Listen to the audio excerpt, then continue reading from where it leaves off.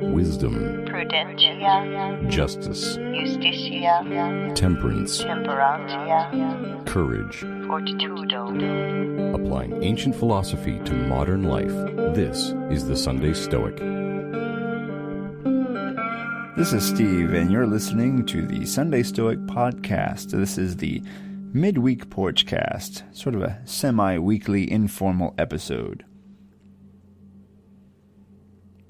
When I was a kid, I attended a youth camp that was only about a weekend long and happened every summer. And at this youth camp, we would learn about archery. There was a rifle range. We did canoeing. We did navigation with a compass and a map. Various activities like that. One of the activities that we got to do was to watch a blacksmith make usually like horseshoes or nails. They would bring in an individual who had a blacksmith hobby, who recreated the way nails and horseshoes and things of that nature were manufactured in the late 1800s, and they would then put on a demonstration, and we could help them as well, and then we would get to keep the nail we made with the blacksmith.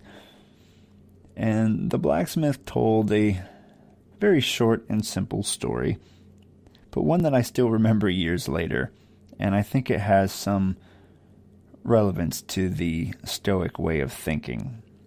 The blacksmith said when he was younger and learning his blacksmith hobby, he was making a nail, and you heat up the metal and you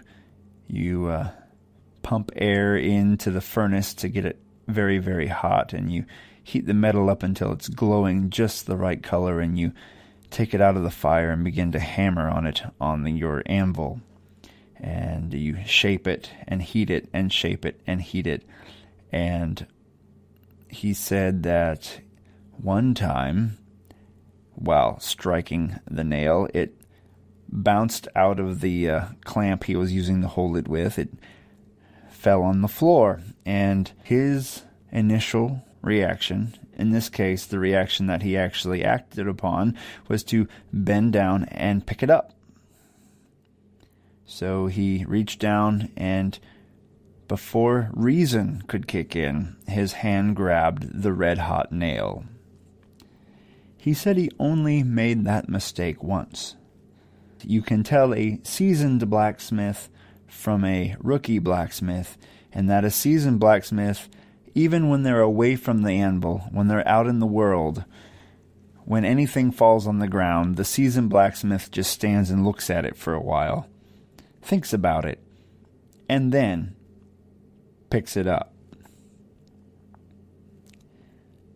Stoicism gives us the ability to pause before acting on impressions, before bending down and grabbing that red-hot nail without thinking. We can assess our impressions, assess the situation, and then decide, using our power of judgment, the best course of action. The trick is driving that wedge in between the impression and action, allowing ourselves to process and to use reason, and that comes with practice. I appreciate everyone helping out the show. Could always use a few more patrons to support the show. You can get started for as little as $1 a month. Become a member of the Sunday Stoic team. You can do that by going to patreon.com/SundayStoic. And I have a new web address for the website, so you can share it with all your friends. It's www.sundaystoicpodcast.com. All right, that's enough for this midweek episode.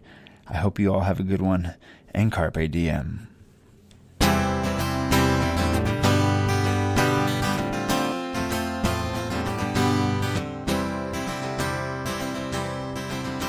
I stood on the shore as I looked to the sea, watching her ship coming back to me. And as I walked out to gather her things, she looked at me as she started to sing. Have you ever seen the northern lights shining in the eternal night? night. Have you ever come close to catching a star? Have you felt right at home, yet not know where you are? The girl that walked with me in through the door was not the girl that I knew before. And though her face still looked the same, the ways about her were rearranged. She said, I've climbed the mountains, I've walked through the trees, I've never felt so happy and free. I can't stay in this town no more, I've got to sail to my golden shore. Well, I begged and I pleaded her not to go.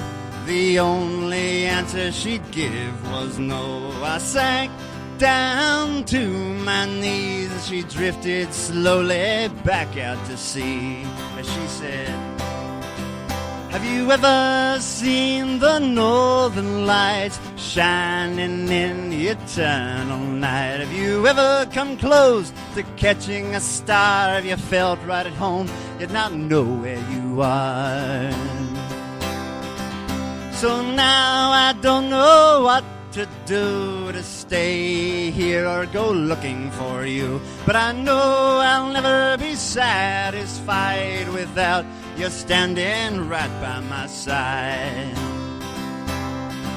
So I'm standing in the eternal night, watching the sky bathed in firelight, looking for my old gal, and I feel right at home, yet don't know where I am.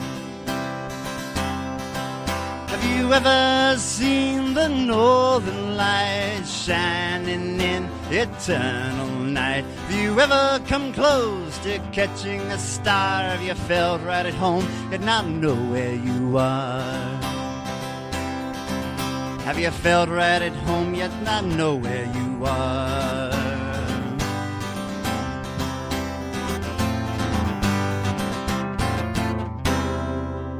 Thank you.